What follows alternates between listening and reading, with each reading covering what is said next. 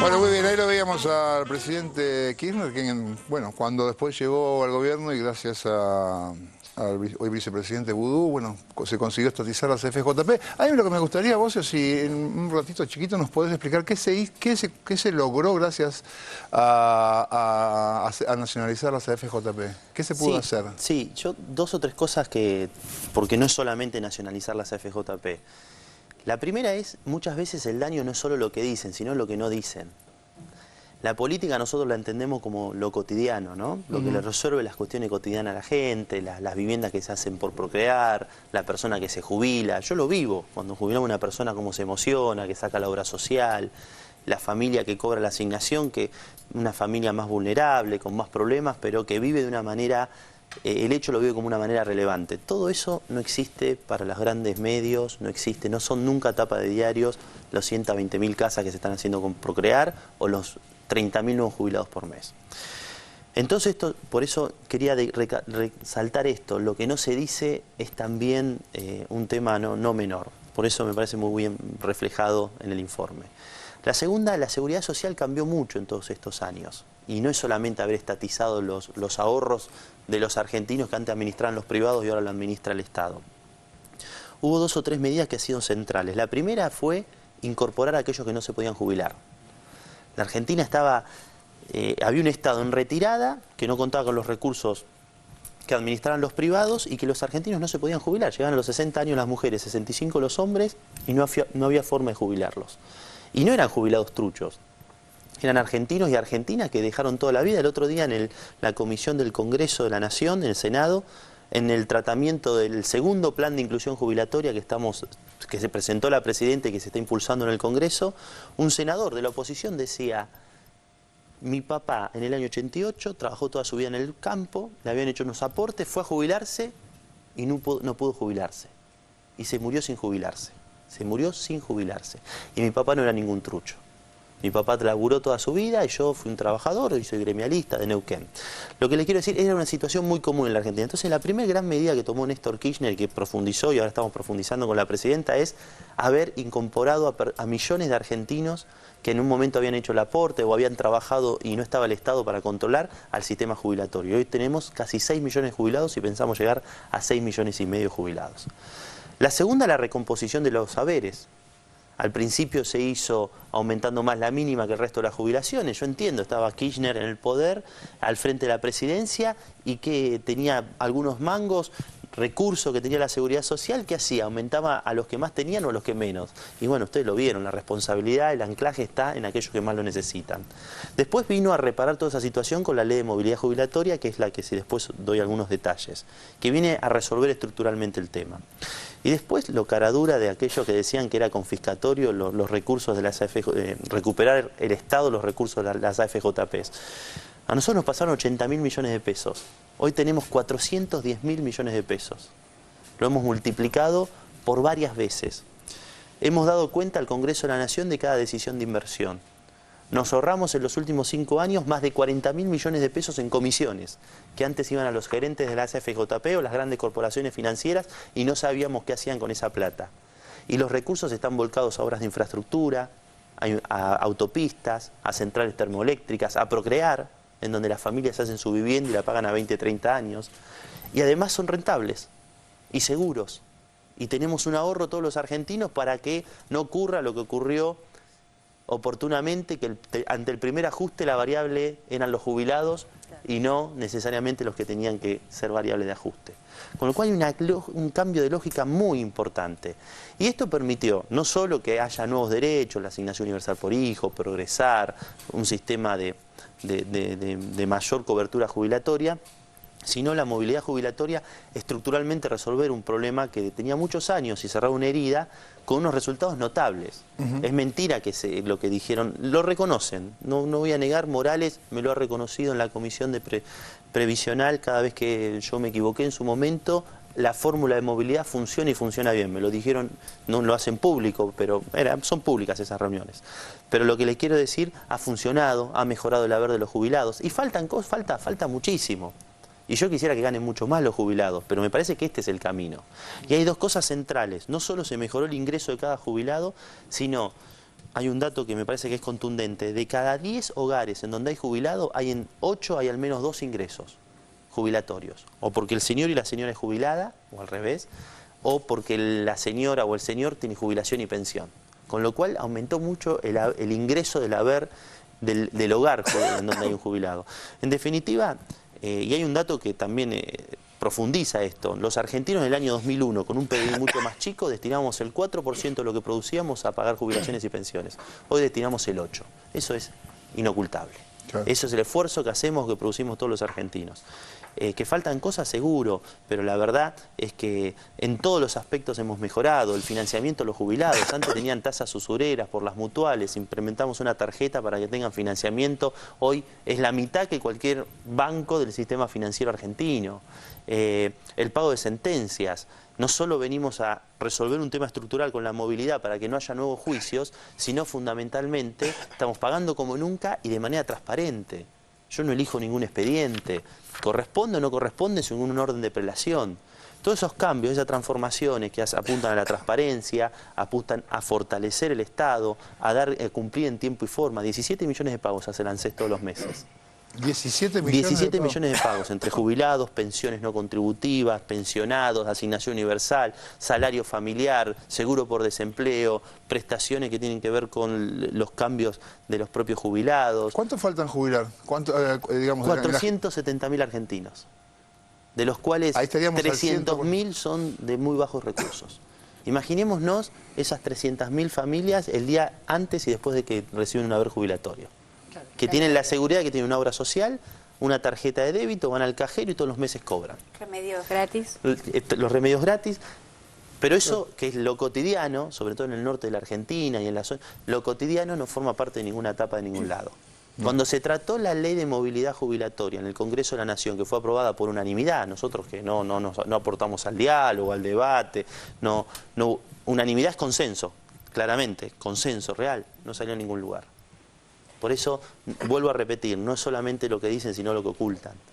Y quienes nosotros entendemos que lo cotidiano tiene que ver mucho con la política, desde que una persona cuando va al ANSES que sea fácil el trámite, que se lo resuelvan, que sea sencillo, porque para mí eso significa que funciona el Estado, hasta que te cumpla en tiempo y forma sus obligaciones, son cosas que se hacen y que se trabajan cotidianamente y que están invisibilizadas. Digo, pero en porcentaje, ¿cuánto es lo que falta? Claro, más o menos un 7 o un 8% de los argentinos en edad de jubilarse.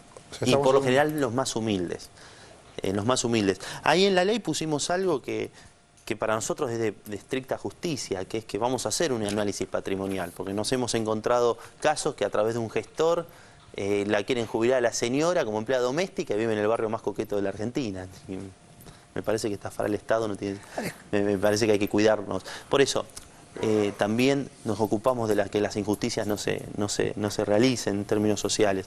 Lo que le quiero decir es, por eso me parece que muchas veces muchos dirigentes también tienen que hacer un reconocimiento del devenir y tienen que ser responsables.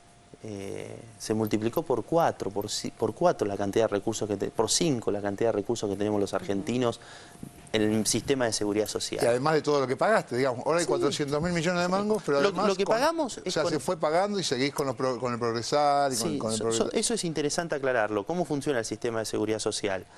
Vos tenés un ingreso corriente, como el ingreso de una familia y demás.